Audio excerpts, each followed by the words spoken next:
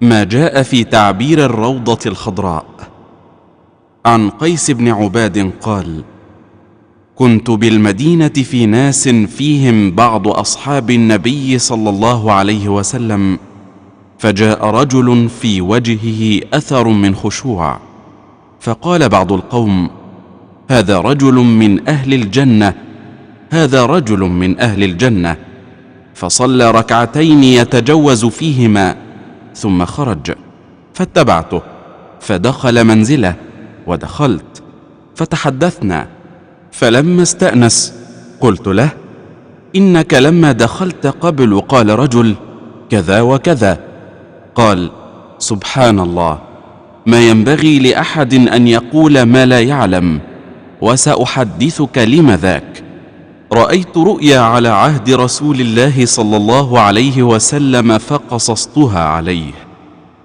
رأيتني في روضة، ذكر سعتها وعشبها وخضرتها، ووسط الروضة عمود من حديد، أسفله في الأرض وأعلاه في السماء، في أعلاه عروة.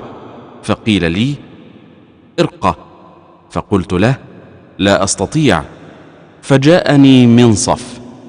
قال ابن عون أحد الرواه: والمنصف الخادم.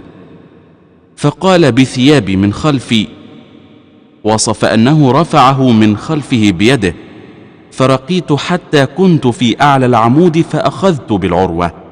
فقيل لي: استمسك.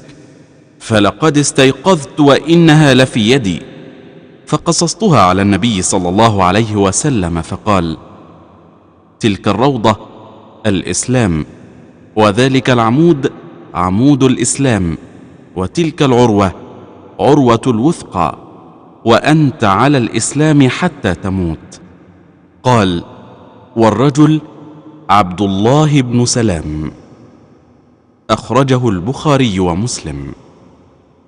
تأويل العين التي تجري إذا رؤيت لميت بالعمل الذي يجري ثوابه بعد الموت.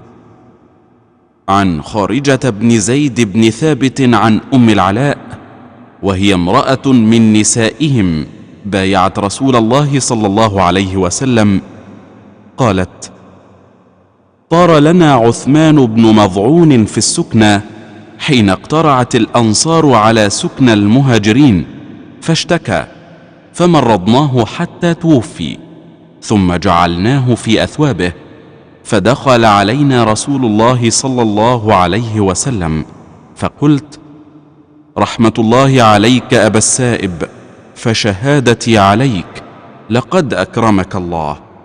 قال: وما يدريك؟ قلت: لا أدري والله. قال: أما هو فقد جاءه اليقين، إني لأرجو له الخير من الله، والله ما أدري وأنا رسول الله ما يفعل بي ولا بكم. قالت أم العلاء: فوالله لا أزكي أحدا بعده.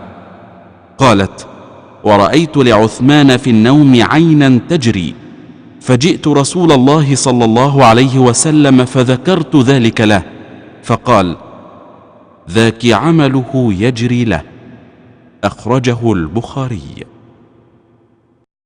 وإذ قلنا لك إن ربك أحاط بالناس وما جعلنا الرؤيا التي أريناك إلا فتنة للناس والشجرة الملعونة في القرآن ونخوفهم فما يزيدهم إلا طغيانا كبيرا. التعبير النبوي للرؤى. أشهد أن لا إله إلا